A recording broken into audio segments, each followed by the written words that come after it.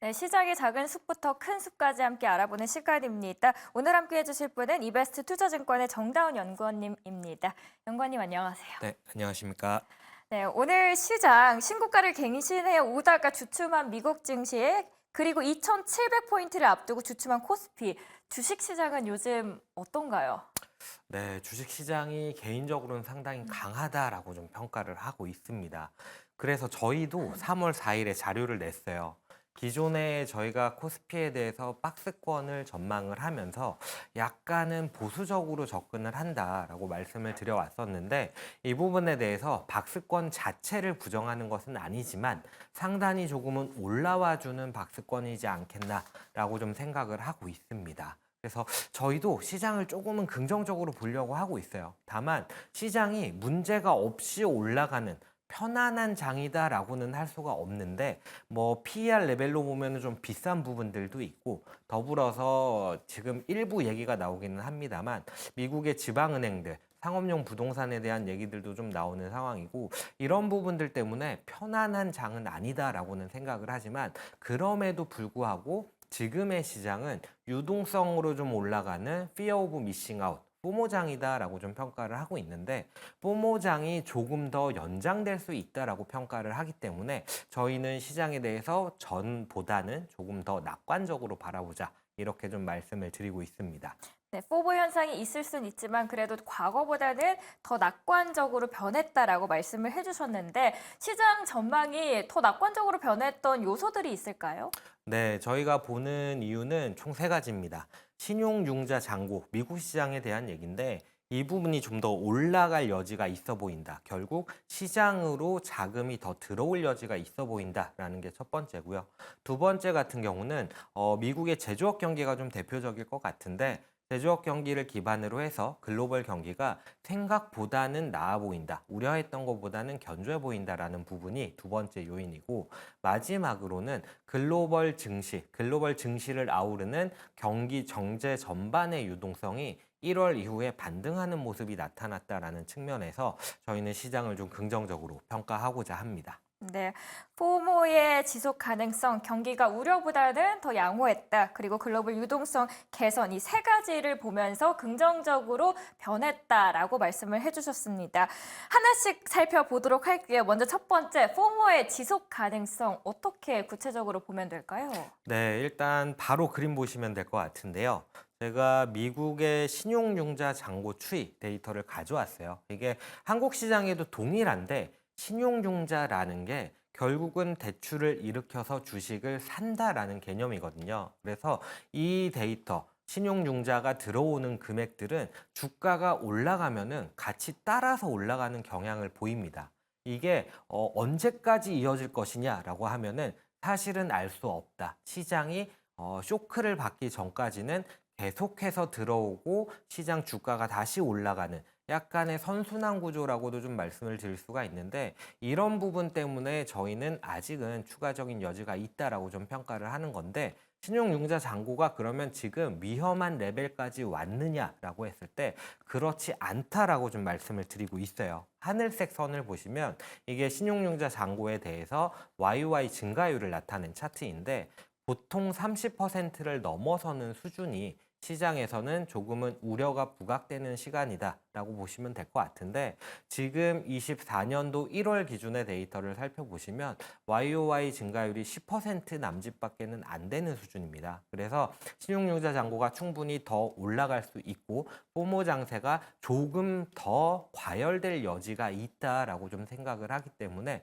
저희는 시장에 대해서 조금 더 갈 수 있다라고 좀 말씀을 드리고 있습니다. 현재 신용 융자 잔고 아직 위험한 상태는 아니다라고 말씀을 해주셨어요. 두 번째 포인트가 경기가 우려보다는 양호하다라고 말씀을 해주셨는데 어떤 부분들이 긍정적이었나요?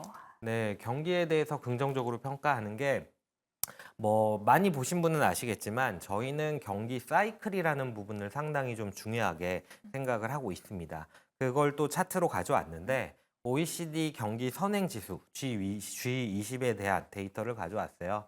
이 G20 데이터를 가지고 저희는 경기가 정점을 향해 가고 있는지 뭐 하락하는 추세인지 상승 반전하는지 하락 반전하는지 이런 부분들을 좀 체크를 하거든요. 실제로 이 데이터를 가지고 주가 지수라든지 글로벌 증시들의 수익률을 좀 살펴보면 상당히 유의미한 결과들이 도출이 되기 때문에 저희는 이 부분을 상당히 좀 중요하게 평가를 하고 있는데 짙은 파란 선을 보시면은 이 선이 완만하게 올라가는 그림들이 이어지고 있습니다.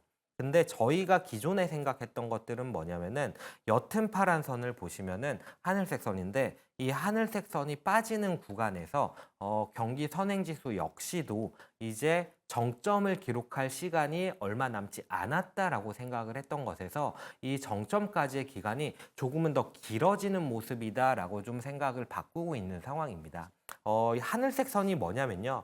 확산지수 8M 선행 이렇게 되어 있는데 확산지수가 경기 선행지수의 8개월 정도를 앞서서 움직이거든요. 그러면 이 확산지수라는 게 도대체 뭐냐라고 했을 때 OECD에서 경기 선행지수를 발표하는 국가가 17개 국가입니다. 이 17개 국가 중에서 상승한 국가에서 하락한 국가 수를 뺀 다음에 전체 국가 수로 나눠주는 그런 지표인데 EPS에 대해서 좀 알고 계시는 분들은 EPS 리비전 레이쇼라는 부분을 아실 것 같아요. EPS 리비전 레이쇼랑 마찬가지로 그런 식으로 좀 계산이 되는 지표이고 ERR 지표가 EPS의 선행에서 움직이듯이 이 확산 지수도 경기 선행 지수보다 더 빠르게 움직인다라고 좀 보시면 될 것 같아요. 근데 면면을 살펴보면 유럽이 사실은 가장 좀 우려가 큰 국가였는데 유럽 역시도 최악을 지나가는 구간이 좀 나타나고 있고 미국 역시도 상승하다가 하락하던 모습에서 다시 한번 재가속하는 모습이 나타났다라는 측면에서 저희는 경기가 생각보다 견조하다라고 좀 판단을 하고 있습니다. 네. OECD의 경기 선행지수 추가적인 상승세에 나올 수 있다라고 말씀을 해주셨습니다. 마지막으로 글로벌 유동성이 개선되고 있다라는 부분이 확인되고 있는데요. 차트 또 가져오셨죠? 네, 맞습니다. 차트 통해서 저희 네, 보도록 하겠습니다. 세 가지 근거를 가져왔고 한 가지마다 하나씩 차트를 가져왔습니다. 네. 네. 세 번째 말씀을 드리는 부분이 글로벌 유동성에 대한 부분인데 이게 제목이 조금 잘못 들어갔어요. 글로벌 유동성 지표 그리고 글로벌 금리 인상 순회수 이렇게 좀 보시면 될 것 같은데 유동성 지표가 지난 1월에 하락하는 모습을 좀 보였어요. 근데 2월 들어서 이 지표가 재차 반등하는 모습을 보이고 있습니다. 그러다 보니까 유동성에 대해서 좀 중요하게 생각을 하거든요, 저희가. 왜 유동성을 좀 중요하게 생각을 하느냐?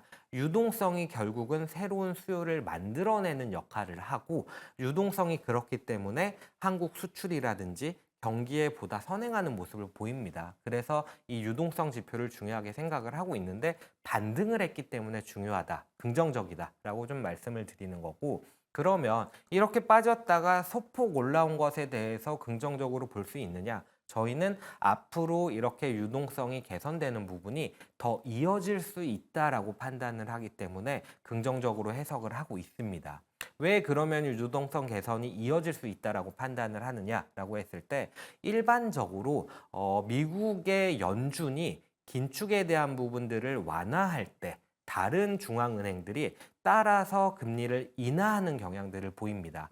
차트에서 보셨던 글로벌 금리 인상 순회수라고 되어 있는 것들이 미국 이외의 다른 국가들 중에서 하나하나 국가마다 금리를 인하한 국가들의 수라고 보시면 될 것 같은데 이 부분이 마이너스로 들어섰다라는 것은 인하하는 국가들이 인상하는 국가보다 많아지고 있다라는 얘기고 파월도 오늘 얘기를 한 것처럼 어쨌든 올해 금리를 인하할 거다라는 얘기를 했기 때문에 하반기에 글로벌 유동성 환경이라고 한다면은 이러한 개선세가 이제 막 시작된 것으로 봐야 하는 게 조금 더 개연성이 높지 않나 이렇게 좀 생각을 하고 있습니다.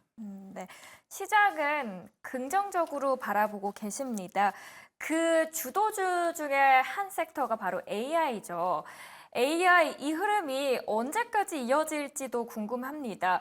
너무 많이 오르다 보니까 이 거품이 아닐 수도 있지만 이게 어디까지 계속 오를지 금방 꺼질지 좀 두렵기도 하거든요. 한편으로는 AI 관련된 종목들은 언제까지 이 상승세 유지될 수 있을까요? 네. 그 부분 역시도 상당히 좀 어렵기는 합니다만, 엔비디아가 주가 레벨 상으로, 엔비디아를 포함한 M7에 대한 종목들의 주가 상으로는 상당히 좀 부담스러운 것은 사실입니다. 엔비디아가 연초 대비 주가 수익률로 보면은 오늘 뭐 프리마켓 데이터까지 합쳐서 봤을 때 한 75% 정도 상승을 한 상황이에요. 고작 2개월 조금 넘은 기간 동안에. 그러다 보니 주가 레벨에 대해서는 부담이 되고 수급상으로는 뭐 조정 기간이 조금은 있을 수 있다라고 할지라도 이 엔비디아를 포함한 AI 쪽에 대해서 부정할 수가 없는 게 숫자가 정말 너무 좋습니다. 숫자가 좋다는 게 어떤 거냐면은 이것도 제가 차트를 좀 가져왔는데요.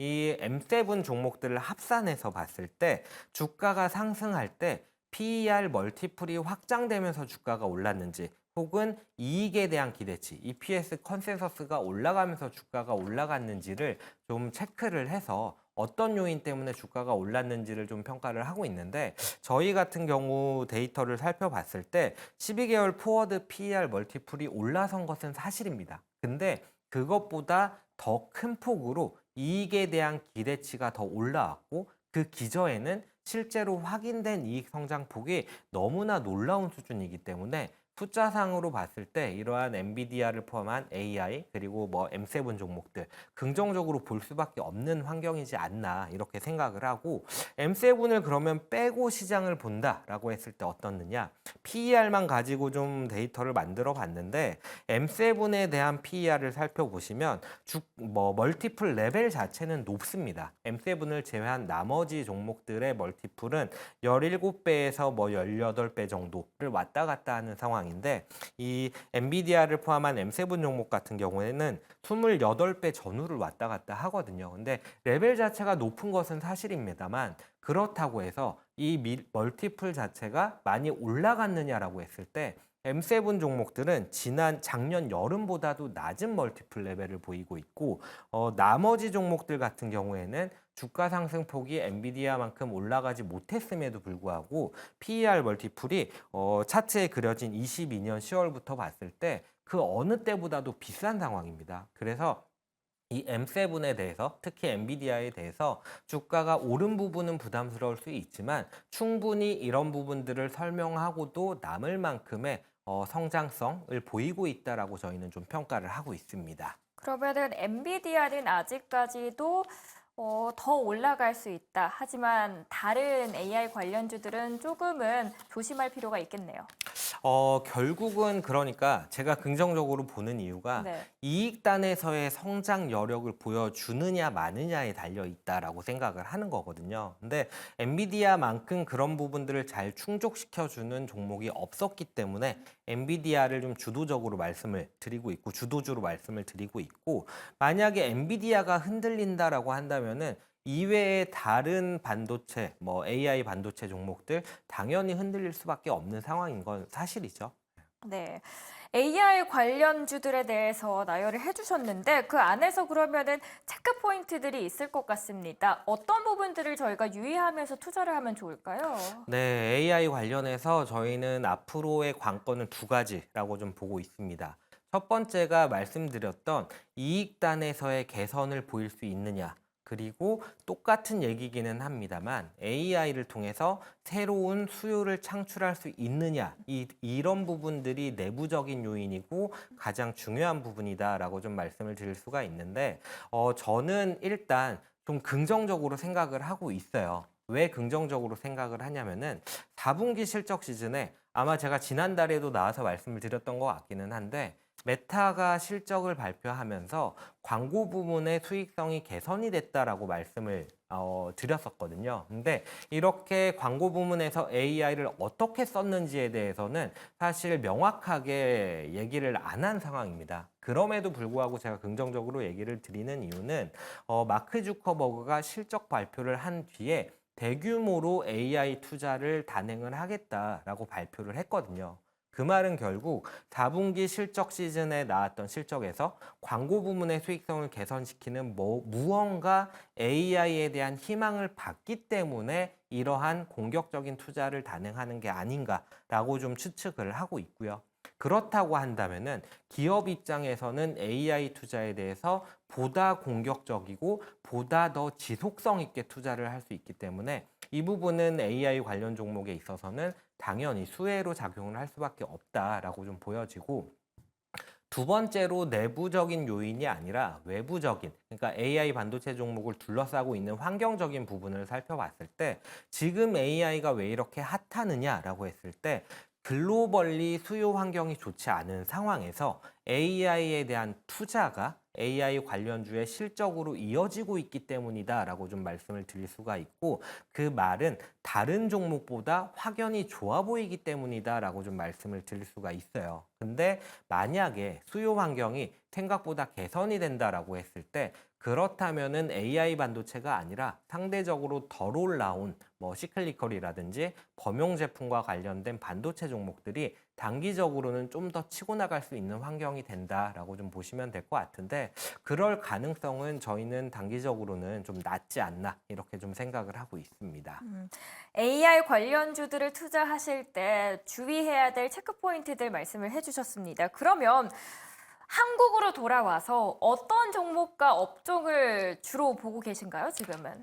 네, 저희가 3월 4일에 자료를 쓰면서 조금 많은 종목을 제시를 드렸어요. 이게 맞습니다. 표를 좀 가져왔는데, 이 표를 보시면은 크게 세 가지 컨셉이라고 보시면 될 것 같아요. 첫 번째는 밸류업과 관련된 가치주 내지는 저PB 종목이고요. 두 번째로는 전략 육성 정책, 정부가 정책적으로 성장을 돕겠다라고 하는 업종으로 방산, 조선, 기계 세 개 업종이고, 그리고 마지막으로는 턴어라운드를 기대할 수 있는 종목들, 이렇게 세 가지 컨셉으로 좀 가져왔습니다. 이렇게 좀 많은 종목을 가져온 이유가 뭐냐라고 하면은 시장이 이전까지는 밸류업 프로그램에 힘입은 저PB 종목들의 강세가 지배하는 시장이었다라고 한다면은 앞으로는 주가가 대부분 한 차례 올라섰기 때문에 여기서 추가적인 이익 개선 기대라든지 주주 환원을 생각보다 더 할 수 있다라든지 이런 부분들이 있어야만 주가가 추가적으로 상승을 할 수 있다라고 평가를 하거든요. 그 말은 결국 종목별로 선별이 많이 들어가야 되는 상황이고, 그렇다고 했을 때에는 업종을 한정 짓는다거나 스타일을 한정 짓는다던가 이런 식의 접근은 조금은 맞지 않다라고 판단을 하기 때문에 이렇게 좀 다양한 종목을 가져왔다라고 보시면 될 것 같아요. 여기서 좀 강조하고 싶은 종목이 뭐냐라고 하면은 저희 같은 경우에는 파란색 밑줄로 좀 쳐놓은 부분들이 있는데, 밸류업 프로그램 관련해서는 실제로 그래서 주주 환원을 확대할 수 있는 여력이 있느냐라는 관점에서 기아라든지 두산마켓 내지는 삼성증권 같은 종목들을 좀 강조를 드리고 있고, 오늘 좀 많이 올라온 게 이제 방산이라든지 기계 업종인 것 같은데, 이런 쪽으로 사실 이렇게 성장 측면에서 주가가 많이 올라온 게 더 간다라고 하려면은 매출단이라든지 이익단이라든지 이런 부분들이 점점 더 치고 나갈 수 있어야 되는데, 그런 부분에 있어서 정부에서 힘을 실어주고 있는 게 바로 이런 업종이거든요. 그래서 이 부분 좀 긍정적으로 바라보고 있고, 턴어라운드 쪽에서는 턴어라운드 종목 중에서도 PBR이 1배가 안 되는 게 한전이라든지 KCC 같은 종목이 있어서 이런 종목 역시도 조금은 주목을 하고 있다라고 보시면 될 것 같습니다. 밑줄 친 부분들을 봐라라고 말씀을 해주셨는데 방금 전에 앞서서 AI가 긍정적이다라고 하셨잖아요. 그러기 위해서는 뭐 반도체 HBM이 연관되는데 SK하이닉스가 밑줄이 쳐져 있어요. SK하이닉스도 탑픽주로 봐도 될까요? 네, 이 부분은 저희가 이 자료를 3명이 썼었거든요. 네. 3명의 의견이 모두 일치하지는 않았어요. 그래서 밑줄은 못 쳤는데, 저는 개인적으로 지금 시장, 그러니까 맞기 전까지는 계속 가는 시장이다라고 한다면은 AI가 만약에 여기서 흔들린다는 건 결국 시장이 무너진다라고 봐야 된다라고 생각을 하거든요. 그래서 하이닉스 역시도 긍정적으로 좀 평가를 하고 있습니다. 네. 이번에 한국이 있었다면 미국으로 넘어가서 미국 안에서는 어떤 유망한 업종들을 보고 계신지 이번에도 차트 통해서 함께 만나보도록 네, 하겠습니다. 표 가져왔습니다. 여기도 종목이 좀 많은데 13번째 종목까지가 이익 컨센서스가 전월 대비해서 좀 올라가는 추세에 있는 그런 종목들이라서 보다 더 긍정적으로 바라보는 종목이라고 보시면 될 것 같고요. 보시면은 엔비디아, 아마존, 알파벳, 메타 이렇게 뭐 종목별로 좀 차이가 있기는 합니다만 M7에 포함되는 종목들이 상당수가 편입이 돼 있습니다. 그 말은 결국 저희가 퀄리티 그로스, 그러니까 재무 구조라든지 기업의 지배력이라든지 이런 부분들이 확고하면서도 성장성을 가져가는 종목을 긍정적으로 바라본다라고 보시면 될 것 같고, 전반적인 수요 환경이 안 좋은 상황이라면은 이런 종목들이 충분히 빛을 발할 수 있는 시장이다라고 좀 말씀을 드리고 있고, 한 가지 더 강조드려서 말씀을 드릴 부분은 6번의 이튼 코퍼레이션이라는 종목이 있어요. 이 이튼 코퍼레이션이 뭐냐면은 종합 전력 관리 솔루션 업체라고 보시면 될 것 같은데, 우리나라 시장에서도 전력기기 3사의 주가가 상당히 좀 좋은 모습을 보이고 있습니다. 뭐 효성중공업이라든지 아니면 HD 현대일렉트릭이라든지 LX 일렉트릭 이런 종목들이 좋은 모습을 보이고 있는데, 그만큼 이 전력기기에 대한 부분이 특정 종목에 한정된 게 아니라 업황 자체가 긍정적이다라는 관점에서 좀 접근을 해주시면 좋을 것 같고, S&P 500 구성 종목에 포함이 되지 않다 보니까 빠지기는 했습니다만 엠벤트 같은 종목이 있어요. MVENT라고 있는데 이런 종목 역시도 중소형주 내에서 전력기기 쪽으로 ESS 쪽으로 괜찮은 종목으로 좀 관심 있게 보고 있다라고 보시면 될 것 같습니다. 네, 마지막으로 질문이 하나 들어왔는데요. 제가 앞서서 SK하이닉스 여쭤봤잖아요. 이번에는 삼성전자는 어떻게 보시나요? 라고 여쭤보셨어요. 삼성전자 어떻게 보시나요? 삼성전자가 나쁘지는 않다라고 생각을 해요. 나쁘지는 않다라고 생각을 합니다만 워낙 큰 기업이고 사업부 자체가 여러 부문으로 쪼개져 있어요. 뭐 대표적으로 알고 계시는 뭐 모바일 쪽도 그렇고 가전 쪽도 그렇고 뭐 잘 알고 계신 반도체 쪽도 그런데, 반도체 쪽에 대해서 하이닉스만큼 AI 쪽으로 연동되어 있는 부분들이 있느냐라고 했을 때 익스포저가 상대적으로는 좀 낮다라는 측면, 그런 부분들 때문에 저희는 삼성전자가 좋을 것 같다라고는 생각을 합니다만, 그렇다고 해서 삼성전자가 엣지 있는 종목이 되어줄 것이냐라고 했을 때 그러기는 조금은 힘들지 않을까라고 좀 생각을 하고 있습니다. 요즘에 비트코인의 상승세는 어떻게 보시나요? 이 어, 가속도에 대해서는. 저희가 사실 비트코인은 따로 다루지는 않고 있는데, 그래서 마지막 질문으로 살짝 여쭤봤습니다. 저도 조금 당황스럽기는 한데 이렇게 좀 중앙은행이라든지 달러에 대한 패권이라든지 이런 부분들이 약간은 흔들리는 구간에서 비트코인 같은 것들, 그러니까 어쨌든 대체하는 화폐로서의 역할을 기대하고 있기 때문에 이런 부분들이 조금은 긍정적으로 작용을 하지 않았나. 뭐 반감기에 대한 얘기도 좀 있는 것 같기는 합니다만, 그런 부분들 때문에 매크로 환경적으로 비트코인 같은 자산이 각광을 받는 게 이유는 충분히 있어 보인다라고 좀 생각하고 있습니다. 네, 오늘도 풍성한 자료들과 분석들 해주신 정다운 연구원님 이만 보내드리겠습니다. 오늘도 늦은 시간까지 고맙습니다. 네, 감사합니다.